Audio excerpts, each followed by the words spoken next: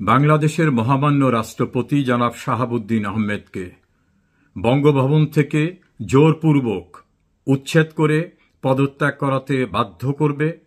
বাধ্য করাতে যদি কোনো বাধার মুখোমুখি হয় তাহলে প্রয়োজনে তাকে হত্যা করা হবে, এমন একটি ভয়ঙ্কর ষড়যন্ত্র গোয়েন্দা সংস্থার দৃষ্টিতে আসার ফলে ষড়যন্ত্রকারীরা এ যাত্রায় তাদের পরিকল্পনা সফল করতে পারেনি। বিস্ময়ের বিষয়, এত বড় একটা ভয়ঙ্কর ঘটনা গোয়েন্দা সংস্থার রিপোর্ট পাওয়ার পরেও বর্তমানে যারা ক্ষমতায় রয়েছেন তারা নিশ্চুপ রয়েছেন, তারা নির্বাক রয়েছেন। রাষ্ট্রপতি রাষ্ট্রের সর্বোচ্চ পদ এবং তিনি কিন্তু আইন অনুসারে নির্বাচিত রাষ্ট্রপ্রধান। হঠাৎ করে এসে প্রিয় দেশবাসী আসসালামু আলাইকুম এভাবে বসা কেউ নন। তাহলে তাকে মেয়াদ শেষ হবার পরে আর একটি নিয়মতান্ত্রিক নির্বাচনের মধ্য থেকে তার যিনি উত্তরাধিকারী আসবেন তার কাছে তিনি ক্ষমতা হস্তান্তর করে তিনি চলে যাবেন, এটাই হচ্ছে নিয়ম। এবং আমাদের দেশের সর্বোচ্চ আইন এই সংবিধান। এই সংবিধানে রাষ্ট্রপতিকে সর্বোচ্চ পদে অধিষ্ঠিত ব্যক্তি হিসাবে চিহ্নিত করা হয়েছে এবং এই সংবিধানে তাকে অনেক দায় থেকেও অব্যাহতি দেওয়া হয়েছে। আর এই সংবিধান সংরক্ষণ, সংবিধানকে রক্ষা করা, সাংবিধানিকভাবে রাষ্ট্র কাঠামোকে পরিচালনা করা, প্রয়োজনীয় নিয়োগ দেওয়া, এমনকি সরকারের নিয়োগ দেওয়া, সবকিছুই কিন্তু মহামান্য রাষ্ট্রপতির এখতিয়ার। বর্তমানে যারা ক্ষমতা দখল করে আছেন ডক্টর মোহাম্মদ ইউনূস, তারা অবৈধভাবে ক্ষমতা দখলকারী, কারণ আমাদের সংবিধানে কোথাও অনির্বাচিত ব্যক্তিদের দিয়ে সরকার গঠনের কোনো বিধান নাই। এতদা সত্ত্বেও তাদেরকে যে অ্যাপয়েন্টমেন্ট দেওয়া হয়েছে সেই অ্যাপয়েন্টমেন্টটা কিন্তু অর্থাৎ নিয়োগটাও কিন্তু মহামান্য রাষ্ট্রপতি দিয়েছেন। অর্থাৎ এখন যারা সরকারে আছেন দাবি করেন তাদের নিয়োগকর্তাও কিন্তু এই মহামান্য রাষ্ট্রপতি। রাষ্ট্রের গুরুত্বপূর্ণ সাংবিধানিক পদে যারা থাকেন তাদের নিয়োগকর্তাও কিন্তু মহামান্য রাষ্ট্রপতি। রাষ্ট্রপতি সরকারের ঊর্ধ্বে, তিনি রাষ্ট্রের প্রধান। এমন একটি সংবেদনশীল রাষ্ট্রের সর্বোচ্চ পদে অধিষ্ঠিত ব্যক্তিকে উচ্ছেদ করার জন্য ইতপূর্বে একবার কর্মসূচি নিয়ে বঙ্গভবনের সামনে একটা মব যায়। সেই মবকে আবার ফিরিয়ে আনে মবের আর একটা ফ্র্যাকশনের কিছু লোকেরা। এরপর আবার শহীদ মিনারে চিৎকার করে অনেককে শুনলাম এই রাষ্ট্রপতিকে কোনোভাবে রাখা যাবে না। নতুন নতুন গজিয়ে ওঠা পার্টির কোন কোন নেতা তো রাষ্ট্রপতিকে বিশ্রী ভাষায় গালিগালাজ করছেন, উচ্ছেদ করবেন ইত্যাদি ইত্যাদি। তাদের এই কৃতকর্ম, তাদের এই হুমকি, তাদের কর্মকাণ্ড এটা সম্পূর্ণরূপে বেআইনি। কিন্তু এই বেআইনি কর্মকাণ্ড প্রকাশ্যে হবার পরেও আইনানুগ প্রক্রিয়া সম্পূর্ণরূপে বন্ধ রেখেছে ক্ষমতা দখলকারী ইউনূস সরকার। অনেক বিশ্লেষকের বক্তব্য যে তারা কেন অ্যাকশনে যাবে, তারা নিজেরাই তো এই মব সৃষ্টির মধ্য থেকে ক্ষমতা দখল করেছে। এই উচ্ছৃঙ্খল জনতার বেআইনি কর্মকাণ্ডের সুবিধাভোগী তো তারা। তাদের উচ্ছৃঙ্খলতার কারণে শেখ হাসিনাকে স্থানান্তরিত হতে হয়েছে, তার ফলে রাষ্ট্র ক্ষমতা দখল করতে পেরেছেন তারা।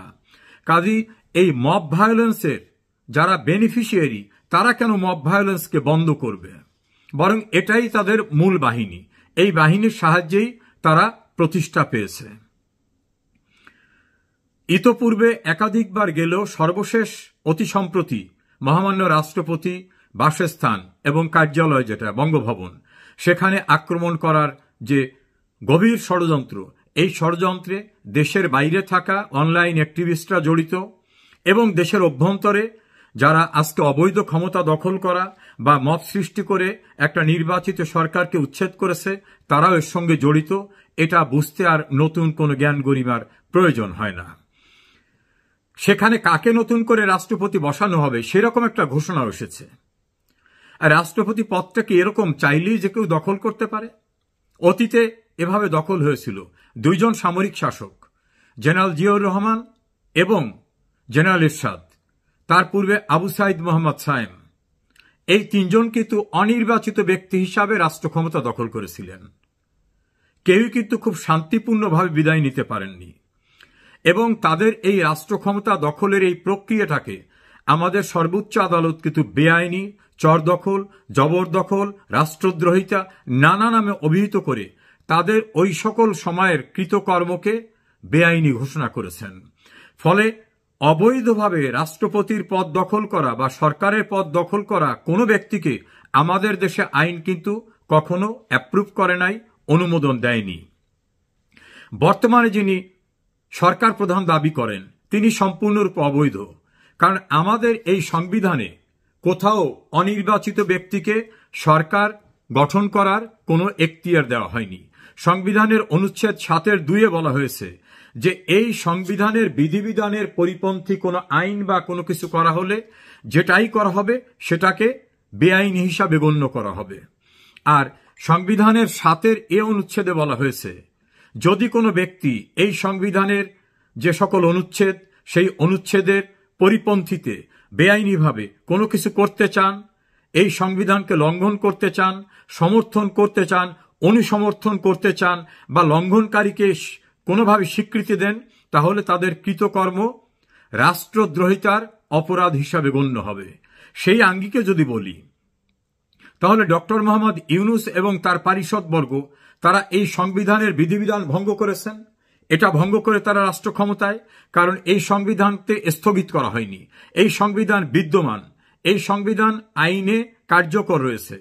আবার যারা এখন রাষ্ট্রপতিকে বেআইনিভাবে উচ্ছেদ করতে চান তারাও তো এই সংবিধানের বিধানের পরিপন্থী পরিকল্পনায়, কারণ রাষ্ট্রপতি একটা নির্বাচিত পদ, তার মেয়াদ শেষ হলে নতুন রাষ্ট্রপতি যিনি নির্বাচিত হবেন তিনি তার কাছে ক্ষমতা হস্তান্তর করবেন। এটাই আইন, এটাই রেওয়াজ। তাহলে আইনানুগ প্রক্রিয়ার বাইরে গিয়ে, সংবিধানের বিধিবিধানের বাইরে গিয়ে মহামান্য রাষ্ট্রপতিকে যদি উচ্ছেদ করার চেষ্টা করা হয়, ষড়যন্ত্র করা হয়, পরিকল্পনা করা হয় এবং এটাকে কেউ অনুসমর্থন দেন, তাহলে বিদ্যমান এই আইনের 7(a) অনুচ্ছেদ অনুযায়ী সেটা তো রাষ্ট্রদ্রোহিতার অপরাধ। তা রাষ্ট্রদ্রোহিতার অপরাধ তো অনেক বড় অপরাধ। এত বড় অপরাধ যারা করছে কিভাবে নির্বাক থাকছেন যারা রাষ্ট্র ক্ষমতা এখন দখল করে আছেন? নাকি ওই কথাই তাদের ক্ষেত্রে প্রযোজ্য যে একই প্রক্রিয়ায় তো আমরাও বসেছি, একই প্রক্রিয়ায় রাষ্ট্রপতিকে সরিয়ে দিয়ে লাগে আর একজনাকে ওখানে বসিয়ে দেব? তাদের উদ্দেশ্যে বলবো, ইতিহাসের দিকে তাকান, পেছনের দিক তাকান। অবৈধ উপায়ে ক্ষমতা দখলকারী জিয়াউর রহমান, জেনারেল এরশাদ এবং আবু সাদাত মোহাম্মদ সায়েমের আমলকে কিন্তু আইনানুগভাবে কোনো স্বীকৃতি দেওয়া হয় নাই। আমাদের আইনি প্রক্রিয়ায় তাদের কৃতকর্মকে অবৈধ বলা হয়েছে। কাজী ভুলে যাবেন না যে এই ঘটনা ঘটিয়ে পরিত্রাণ পাওয়া যাবে। আমরা আরও লক্ষ্য করছি রাষ্ট্রপতিকে পছন্দ হয় না, এজন্য রাষ্ট্রের দীর্ঘদিনের রেওয়াজ সরকারের দায়িত্বে যিনি থাকেন তিনি বিদেশ সফর করে ফিরে গিয়ে রাষ্ট্রপতিকে রিপোর্ট করতে হয়। ডক্টর মোহাম্মদ ইউনূস সেটা করেন না। বঙ্গভবনের অধিকাংশ অনুষ্ঠান থেকে তিনি এড়িয়ে থাকেন। এমনকি জাতীয় সকল অনুষ্ঠানে যেখানে রাষ্ট্রপতি যাবেন সে সকল অনুষ্ঠানে তাকে স্বাগত জানাবেন সরকার প্রধান। ইউনূসকে যদি আমরা যুক্তির খাতিরে সরকার প্রধানও বলি, আমরা অধিকাংশ ক্ষেত্রে দেখছি তিনি সেখানে অনুপস্থিত থাকেন অথবা মুখ এড়িয়ে অন্যদিকে থাকেন। এবং রাষ্ট্রীয় যে সকল অনুষ্ঠানে মহামান্য রাষ্ট্রপতি সর্বোচ্চ অগ্রাধিকার পাবে সেসব জায়গায়ও তাকে সে মূল্যায়ন করা হয় না। এমনকি ঈদের নামাজে জাতীয় ঈদগাহ ময়দানে রাষ্ট্রপতি দেশের অলংকারিক প্রধান হোক, রাষ্ট্রের প্রধান হোক, তিনি যান, তাকে নেওয়ার ব্যবস্থা না করে তাকে নিরাপত্তাহীন বাইতুল মোকাররমে নামাজ পড়ার জন্য পরামর্শ দেওয়া হয়। এ জাতীয় শিষ্টাচারহীন কর্মকাণ্ড আমরা লক্ষ্য করছি। উপদেষ্টাদের বক্তব্য, প্রধান উপদেষ্টার বক্তব্যে রাষ্ট্রপতি পদকে তুচ্ছ তাচ্ছিল্য করা হয়। এমনকি chief election commissioner, public service কমিশনের প্রধান বিচারপতি সহ বিভিন্ন ব্যক্তিরা তাদের সাংগঠনিক যে সাংবিধানিক দায়িত্বের জায়গা সে সংক্রান্ত বিষয় রাষ্ট্রপতির সঙ্গে দেখা করে মতামত দেন, তাদের বক্তব্য রাখেন। আমরা দেখছি এখন সেসব জায়গায় মাননীয় প্রধান বিচারপতি, চিফ ইলেকশন কমিশনার সহ অন্যান্যরা দেখা করেন প্রধান উপদেষ্টা ডক্টর মোহাম্মদ ইউনূসকে, যা নজিরবিহীন, ইতিহাসে জাতীয় কোনো ঘটনা ঘটেনি। অর্থাৎ বর্তমানে যারা ক্ষমতায় আছেন এবং তাদেরকে খুশি করতে যারা চান তারা সকলেই সাংবিধানিক বিধিবিধানকে উপেক্ষা করে বেআইনিভাবে যে সকল কর্মকাণ্ড করছেন, সকল বিশ্ববিদ্যালয়ের উপাচার্য মহামান্য রাষ্ট্রপতি, সে সকল বিশ্ববিদ্যালয়ের কনভোকেশন এবং অন্যান্য কর্মসূচিতে কি রাষ্ট্রপতি যেতে পারছেন? আমাদের কাছে তো সেরকম দৃশ্যমান অবস্থা নেই। মহামান্য রাষ্ট্রপতিকে রাষ্ট্রীয় বড় বড় গুরুত্বপূর্ণ কর্মসূচি থেকে দেখা যাচ্ছে, আমরা তো সেভাবে দেখতে পারছি না। বিভিন্ন সূত্রে জানা যায় বঙ্গভবনকে কিছুটা জিম্মি করে রাখা হয়েছে। রাষ্ট্রপতির যে প্রেরোগেটিভ, রাষ্ট্রপতির যে এখতিয়ার, সেই এখতিয়ারও তাকে ব্যবহার করতে দেওয়া হচ্ছে না, এভাবে বিভিন্ন রিপোর্ট আমরা বিভিন্ন জায়গা থেকে জানছি। ভুলে যাবেন না, রাষ্ট্রপতি কিন্তু সরকারের নিয়োগকর্তা। তিনি চাইলে কলমের এক খোঁচায় এই সরকার হিসাবে যারা নিয়োগ পেয়েছেন বলে দাবি করেন, তাদের কিন্তু যেমন তিনি নিয়োগ দিয়েছেন, তিনি বাতিলও করতে পারবেন। এবং মনে রাখবেন, এই সংবিধান কিন্তু এখনো বিদ্যমান রয়েছে। সংবিধানের কোনো বিধিবিধানকে কিন্তু সাসপেন্ড করা হয়নি।